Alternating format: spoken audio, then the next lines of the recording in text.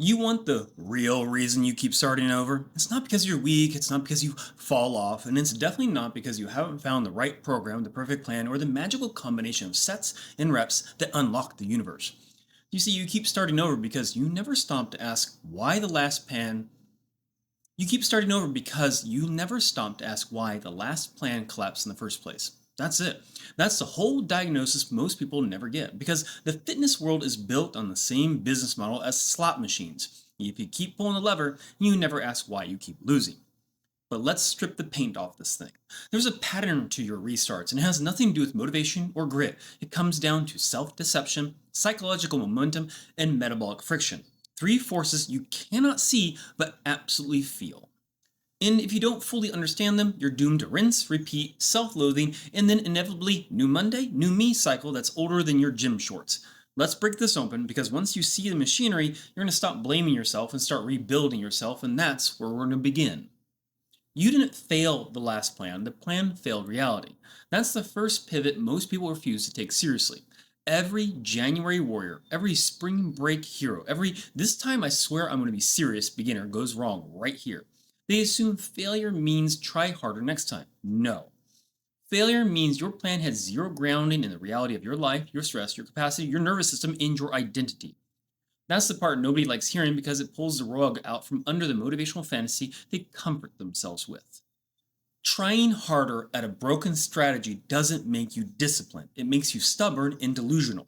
The psychology behind that is brutally simple. The brain would rather recycle a familiar failure than risk an unfamiliar success because failure is predictable. Predictability is safe. Safe feels controllable. So beginners replay the same script. New plan, higher dopamine. Unrealistic expectations. Life then punches them in the face, then they'll collapse, shame, restart, new plan, high dopamine, all over again. It's a reward loop of a lab rat. The honest question should be, why does a plan collapse? And the answer is rarely lack of effort. The answer is almost always that you never built the plan around you. You built it around your fantasy of you. And fantasies don't train, they don't recover, they don't face stress, they don't work late, get sick, feel overwhelmed, or hit existential despair at 7:43 p.m. on a Wednesday. But you do. And your plan never accounted for the biological and psychological frictions that define your actual life. Here's a transition you need to take seriously. If you never analyze a collapse, you'll never escape the cycle. If you cannot fix what you refuse to autopsy, and at the end of it, your biology, your physiology is going to smack you in the face probably because your body doesn't care about your intentions. Your metabolism doesn't care about your mood. Your nervous system sure as hell doesn't give a damn about your resolution you made on January 1st, 2022. You cannot outmotivate a dysregulated nervous system. You cannot outgrit chronic under-recovery. And you sure as hell cannot outdiscipline a plan that demands more than your physiology can actually support. Most beginners assume effort equals results. Biologically, that's nonsense. Effort only works when the body can adapt to the stress you give it. Beginners start over because they attack fitness like a hostage negotiation. If I don't go all out, I am failing. I'm pretty sure we are all guilty of that at some point. Your mitochondria do not negotiate, your hormones don't negotiate, your tissues don't negotiate. Sometimes your brain does. All they do is respond to stress. If the stress is misaligned with your recovery, you will break.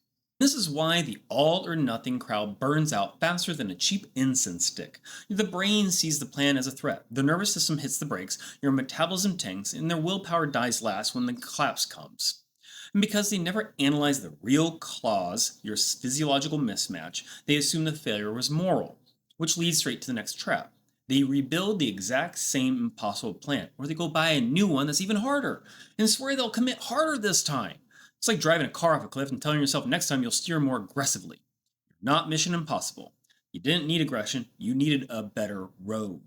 Your brain isn't wired for long-term consistency. It's wired for immediate survival. When you try to build a training habit, you're not battling laziness. You're battling thousands of years of evolutionary wiring screaming at you to conserve energy because famine and predators could be around the corner.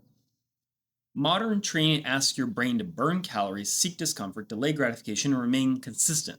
And nothing about that is natural. Everything about that is defiance. And every time your plan collapses, it collapses at the exact intersection where your biology meets your beliefs. When the stress of training outstrips your identity, your brain will choose identity every time. And that is the real reason starting over happens. The plan demands more than your identity is built to support. Most people never really consider this. They assume consistency is a scheduling problem. It's not, it's an identity problem. Your subconscious cares more about internally consistent than externally successful. So if you still see yourself as, I'm starting fitness again, I'm not built for this, I always fall off, then your nervous system will sabotage every plan that contradicts that story. Not because it hates you, but because it wants stability. The body keeps score, but the mind keeps the script running. And until the script changes, so will the outcome. Which leads into another pivot most people never make. Fitness isn't about adding habits, it's about removing identity contradictions. Let's talk about that pattern, the loop, the self sabotage cycle that chains beginners to the starting line like a treadmill set to a zero incline. The most dangerous part of starting over is that it feels productive. It feels like momentum. It feels like a reset. It feels like hope. But psychologically, it's just avoidance disguised as determination. Every restart is a way to avoid confronting the failure of a previous attempt. Every restart bypasses the uncomfortable truth that you don't know why the last one fell apart. Every restart protects your ego by letting you pretend the next version will be the magically different. It won't. Not unless you break the loop. Here's the loop distilled into its bare bones. It's a plan that wasn't built for your reality. It's a plan that doesn't meet your stress. You'll get overwhelmed. You will fall off. You'll shame yourself. You'll fall off. You'll give yourself shame. You'll have an identity collapse. You'll fresh start. You'll give yourself a nice dopamine spike. Then you'll have some temporary consistency, and then you'll repeat all over with the stress, overwhelm, fall off, so forth, over and over and over again. Beginners call this trying again. Psychologists call this avoidance reinforcement. Biologists call it a stress response cycle. Philosophers call it the human condition. I call it self imposed purgatory with a gym membership. You don't need a start, you need a strategy. Breaking the cycle isn't about being better, it's about being honest, and that's the cycle you need. Now let's address that myth of just trying harder. Trying harder is a marketing slogan for people who don't understand physiology, psychology, habit formation, or basic human behavior.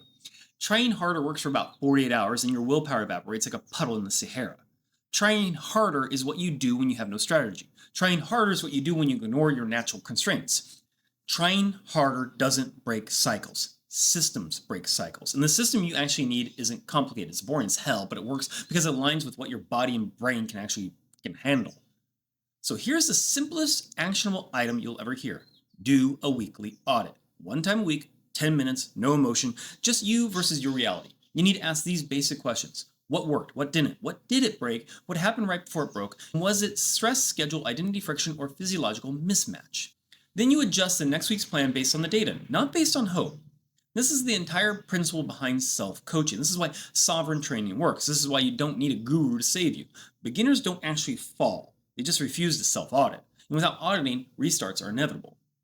Now, restarts happen a lot because people love the idea of transformation. They crave the identity of a new me, the aesthetic of discipline, the true narrative of redemption. But transformation requires evidence, actual evidence, not intentions, not hype, not big Monday energy. Evidence is built through friction, failure analysis, adaptation, and iteration. Transformation is not a lightning strike. It's not week 1 of every program. It's a slow, relentless erosion of the old self, and then the construction of the new one, brick by brick, week by week, month by month, and sometimes year after year. And every time you start over, you're going to throw away all the building materials you already gathered, you reset the map, you wipe out your progress because the progress didn't look the way you fantasized it should. You don't need a fresh start, you need continuity. You need the courage to look at the imperfect week and build the next one from it, not run from it. Beginners don't fall because they're incapable, they fall because they are allergic to imperfection. They have a perfectionist fantasy glued to a beginner's capacity. The mismatch is fatal. But the antidote is lower the fantasy and raise the honesty. Fitness is never about starting strong, it's about refusing to start over. Alright, let's anchor this to one last bit, something that pulls this entire philosophy into your bloodstream. Remember, you do not need another fresh start. You need to stop wiping the slate clean every time things get messy. Messy weeks are the best weeks. They tell you exactly where your system breaks. They reveal the cracks in your plan. They show you the truth without sugarcoating it. So you analyze the break. You adapt the plan. You execute the next week. That's how you escape the restart cycle. That's how you build capability. That's how you stop being the person who keeps trying and become the person who becomes unstoppable. Because the real reason you keep starting over isn't that you're weak, it's that no one ever taught you how to continue, and now you know. So don't start over, build over. That's where the results live, that's where identity is forged, that's where sovereignty begins.